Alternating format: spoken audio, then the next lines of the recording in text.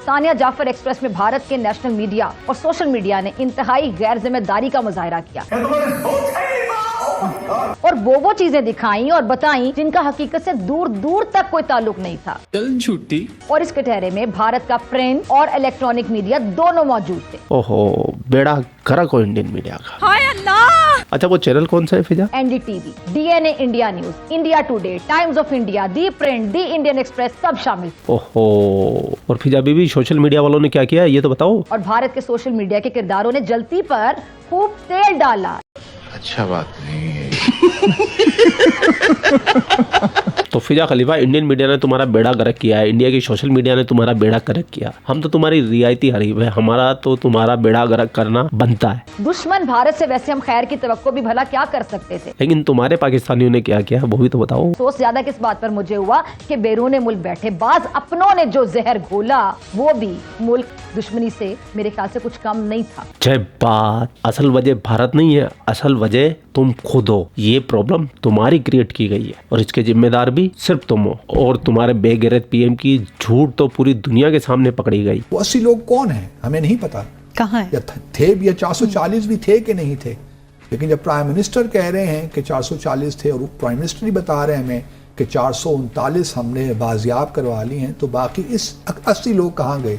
21 अगर लोग शहीद हो गए तो सवाल ये पैदा होता है कोई चीज हम सीरियसली नहीं करते, सब चीजें हो गई। ये तो तुम्हारा राजनयिक है, हिंदुस्तान के अंदर कितने साल सर्विस की इसने पाकिस्तान की तरफ से। अब आप ही जरा फैसला करें कि दुनिया का सबसे बड़ा दहशतगर्द आखिर कौन है। अब ये भी इंडियन मीडिया में काम कर रहा है यार। रो ने इसको पैसे पहुंचा दिए है, या मोदी जी ने कुछ चेक पहुंचा दिया इसके पास।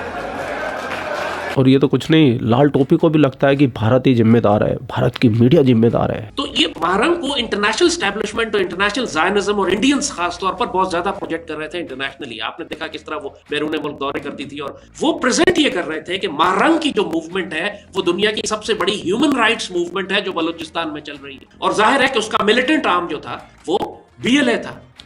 इस वाक़े के बाद हुआ ये कि अब पूरी दुनिया में बलूचिस्तान लिबरेशन आर्मी एक ओपन दहशतगर्द ऑर्गेनाइजेशन के तौर पर सामने आ गई। असल में इन पाकिस्तानियों को भारत फोबिया है, इनको हर चीज में भारत का हाथ दिखाई देता है, मोदी का हाथ दिखाई देता है, जबकि इनसे इनका अपना मुल्क संभलता नहीं है। ये ट्रेन हादसे के बाद तो एक और विस्फोट हो गया मस्जिद के अंदर, 5-7 जने मारे गए। जमाने भर के कलेश इनके पाकिस्तान में चल रहे हैं, लेकिन ये आईना किसको दिखाते हैं? हिंदुस्तान को। और ये अब्दुल बासित अब पाकिस्तान की फितरत से पूरी तरीके से वाकिफ हो चुका है।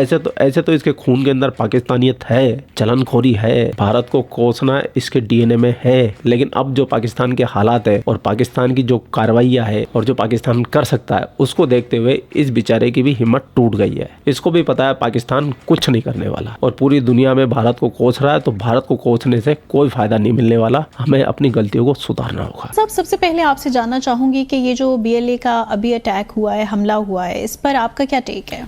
अपनी टेक देने से पहले अपने वजीर दाखिला की टेक देख लेते हैं कि उनकी क्या टेक है। जरा सुनाइए प्रोड्यूसर साहब।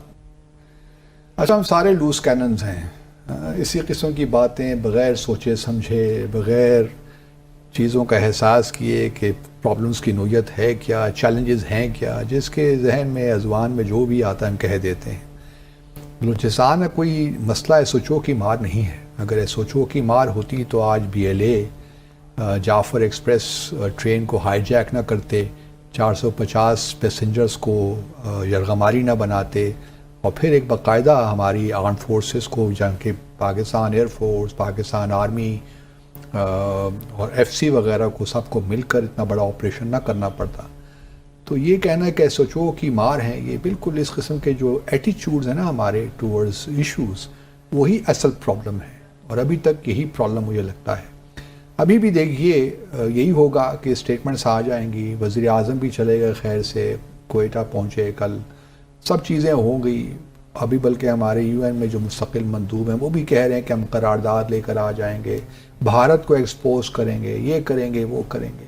बस बातें यहीं तक हैं। ये एक होता है हमारा, एक रिएक्शन हमारा आता है, लेकिन उसके बाद 2-3 दिन के बाद फिर हम उसी डगर में वापस चले जाते हैं, भूल जाते हैं कि हमें क्या करना था।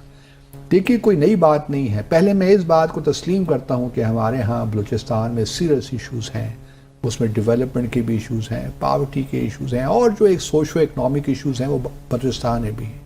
और सिर्फ बलूचिस्तान में नहीं हैं, دوسرے صوبوں میں موجود ہیں.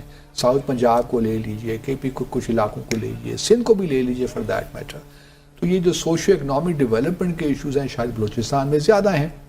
لیکن اور دوسری طرف ایک تو انٹرنل چیلنجز ہیں, لیکن دوسرا پھر اس کا ایکسٹرنل ڈائمنشن بھی ہے, کیونکہ ہماری فالٹ لائنز ہیں, ہماری ویکنسز ہیں, ان کو باہر کی دنیا نے ایکسپلائٹ کیا. اور اس میں مجھے کوئی شک نہیں ہے, کہنے میں کوئی آر نہیں ہے کہ بھارت سر فہرست ہے. پھر اس کے علاوہ گلوبل ڈائنامکس بھی ہیں. ایک تو بھارت اور پاکستان کے ڈائنامکس ہیں نا. دیکھیے مجھے یاد آتا ہے کہ شاستر یونیورسٹی میں تامل ناڈو میں جو اس وقت بھارت کے نیشنل سیکورٹی ایڈوائزر ہیں اجیت دوول, انہوں نے ایک بیان میں کے زمانے میں کہا تھا, اگر ہے سارٹ تو سنا دیجئے جی. یونیورسٹی گئے ہوئے تھے تو بلوچستان کے بارے میں انہوں نے کیا کہا تھا. یہ صرف یونیورسٹی کی بات نہیں ہے, تو اجیت دوول صاحب نے اس سے پہلے کی بات ہے جب یہ نیشنل سیکورٹی ایڈوائزر بنے تھے. جب یہ نیشنل سیکورٹی ایڈوائزر بن بھی گئے تھے, اور میری اپنی ان سے ملاقاتیں کئی ہوئیں, ان میں بھی انہوں نے کئی بار اس قسم کی باتوں کا کی کہ جی ہم بھی آپ کو یہ ہے, اگر آپ ہمیں جموں اور کشمیر میں کر سکتے ہیں مقبوضہ جموں اور ہم تو آپ کو آپ کے لیے بلوچستان میں پرابلمس کریٹ کر سکتے ہیں. اب دیکھیے جب سے یہ 11 تاریخ کو یہ ہوا نا ٹرین کا معاملہ, اس وقت سے لے کر بھارت کے میڈیا میں بالکل ایک لحاظ سے خوشی کا سما تھا کہ یہ ہو رہا ہے. اور میں ابھی بھی بار بار یہ کہتا ہوں کہ مجھے قطعاً کوئی شک نہیں ہے اس میں کہ BLA ہو, BRA ہو, ڈاکٹر مہارنگ بلوچ ہو, یہ سارے جو اوور نائٹ سیلیبریٹیز دنیا میں بن گئے ہیں اور ان کے انٹرویوز آ رہے ہیں اور کور فوٹوز آ رہے ہیں جرنلز میں اور جریدوں میں, تو یہ کوئی ایسی ویسی بات نہیں ہے. ایک تو پاکستان بھارت کے پرابلمز ہیں, ہم نے کمانڈر کو بھوشن جادیو کو بھی گرفتار کیا تھا, اس کے بعد کیا ہوا؟ کچھ بھی نہیں ہوا. ابھی تک وہ اس واقعے کو کتنے 2016 میں ہم نے گرفتار کیا, آج ہم 2025 میں بیٹھے ہیں. تو اس کی مرسی پٹیشن ہی تو کر دیجئے. آپ نے ڈاسیئرز بنائے تھے بڑے بڑے, وہ کہاں سارے غائب ہو گئے. اور پھر کوئی جو ہے کوئی پالیسی نہیں ہے کہ ہم بھارت کو ایکسپوز کریں.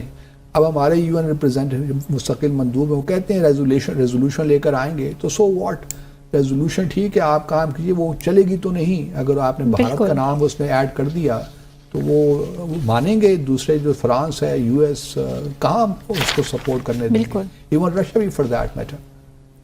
تو سوال یہی پیدا ہوتا ہے کہ ہمارے پاس کوئی اسٹریٹجی ہے کہ جہاں ہم نے انٹرنلی معاملات کو دیکھنا ہے, وہاں ایکسٹرنل ڈائمنشنز کو بھی ہم نے ایکسپوز کرنا ہے.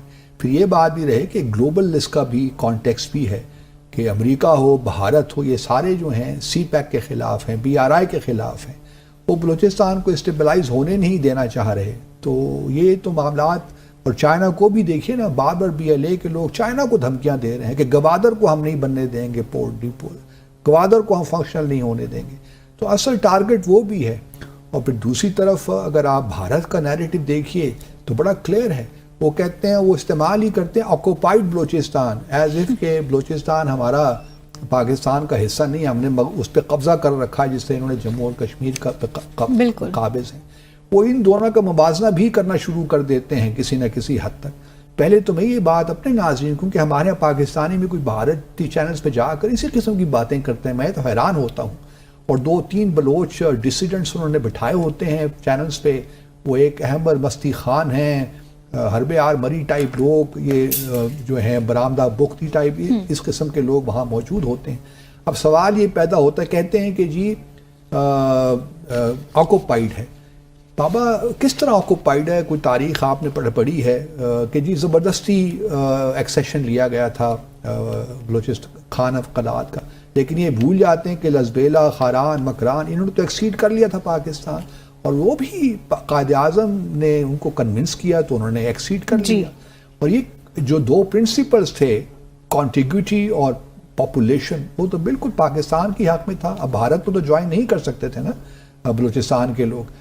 دوسرا یہ معاملہ ہے کہ اگر موازنہ کرنا ہے بلوچستان کا بھارت کو, تو ان اسٹیٹ سے کرے جہاں پہ اس وقت انسرجنسیز چل رہی ہیں, وہ 7 سسٹر جو نارتھ ایسٹرن اسٹیٹس ہیں, ان کے ساتھ موازنہ بنتا ہے. بالکل جموں اور کشمیر کے ساتھ نہیں بنتا. جموں اور کشمیر تو انٹرنیشنل ڈسپیوٹ ہے, UN سیکورٹی کونسل ریزولوشنز ہیں, سب کچھ ہے, وہ تو ایک الگ معاملہ ہے. اگر آپ نے موازنہ کمپیریزن کرنا ہے تو خدا را پھر اس کے ساتھ کیجیے. لیکن کمنگ بیک ٹو پاکستان, ہمارے ہاں جو ایٹیچیوڈز ہیں ان کو ٹھیک ہونا. ابھی بھی دیکھیے, کہتے ہیں کہ جی 339 ہم نے بازیاب کروا دیے, 21 لوگ شہید ہو گئے, باقی گیپ آ جاتا ہے 21 لوگوں کو نکال کے, تو 440 اگر لوگ تھے تو 80 لوگ اور کہاں ہیں, ان کے بارے میں کچھ پتہ نہیں ہے. تو ہمارا ابھی بھی جو اسٹیٹ کا نیریٹو ہے اس میں کانٹرڈکشن ہے ایک, وہ 80 لوگ کون ہیں ہمیں نہیں پتا, کہاں ہے, یا تھے یا 440 بھی تھے کہ نہیں تھے. لیکن جب پرائم منسٹر کہہ رہے ہیں کہ 440 تھے, اور پرائم منسٹر ہی بتا رہے ہیں ہمیں کہ 439 ہم نے بازیاب کروا لی ہیں, تو باقی اس 80 لوگ کہاں گئے, 21 اگر لوگ شہید ہو گئے. تو سوال یہ پیدا ہوتا ہے کوئی چیز ہم سیریسلی نہیں کرتے. میرا صرف پرابلم یہ ہے, اور ابھی بھی دیکھیے کوئی یہ نیا پرابلم تو ہے نہیں, جیسا میں نے پہلے کہا کئی دہائیوں سے یہ چل رہا ہے, کتنے آپریشنز بھی ہوئے, بلکہ شجاعت حسین صاحب کی ایک کمیٹی بھی بنی تھی, انہوں نے ریکمنڈیشنز بھی دی تھیں کہ بلوچستان کے معاملے کو ہم نے کس طرح سیٹل کرنا ہے. تو اس کمیٹی کی رپورٹ کو نکالیے, وہی ریکمنڈیشنز ہیں. I mean you not reinvent the wheel, کوئی راکٹ سائنس بھی نہیں ہے. تھوڑی سی ہمیں ایک پولیٹیکل ول چاہیے ان تمام معاملات کو سیٹل کرنے کے لیے, اور ایک کنسسٹنسی چاہیے, سسٹینیبلٹی چاہیے. ہمارا پرابلم جس طرح شروع ہے میں نے کہا وہی ہے کہ ہم 2-3 دن کے لیے سب کچھ ہوگا, بلکہ کل کے پی میں بھی ایک دہشت گردی کا حملہ ہو گیا. تو سوال یہ پیدا ہوتا ہے کیا ہمارے ہاں کوئی اسٹریٹجی ہے. وہ کہتے ہیں جی کہ نیا ہم نیشنل ایکشن پلان لے کر آئیں گے. بابا جو پہلے بھی آپ کے پاس نیشنل ایکشن پلان پڑا ہے اسی پہ اگر آپ عمل درآمد کر لیں گے تو ہمارے لیے بہت بڑی کامیابی ہوگی. اس کو بھی عقل آ گئی ہے, لیکن ابھی تک پاکستانیوں کو جو پاکستان کو چلا رہے ہیں ان کو عقل نہیں آئی ہے. ہاں بھائی ہاں. تو بھیا پورا ویڈیو آپ نے دیکھ لیا. ویڈیو دیکھنے کے بعد میں یہی بول سکتا ہوں پاکستانیوں سدھر جاؤ, ابھی بھی وقت ہے, ابھی بھی پانی ناک تک نہیں آیا ہے. جس دن یہ پانی ناک تک آ گیا, میں صحیح بتا رہا ہوں, پاکستان کو پاکستان بولنے والے نظر ہی نہیں آئیں گے. پھر آپ نے بھی پورا ویڈیو دیکھ لیا. ویڈیو دیکھنے کے بعد آپ کیا رائے, کمنٹ سیکشن آپ کا, آپ بھی کمنٹ کر کے اپنی رائے رکھ سکتے ہیں. آپ لوگ اپنا خیال رکھیں. آپ کا بھائی آپ کے لیے پاکستان سے ریلیٹڈ ویڈیو لاتا رہتا ہے. جے ہند, وندے ماترم, جے شری رام, جے شری رام, جے شری رام.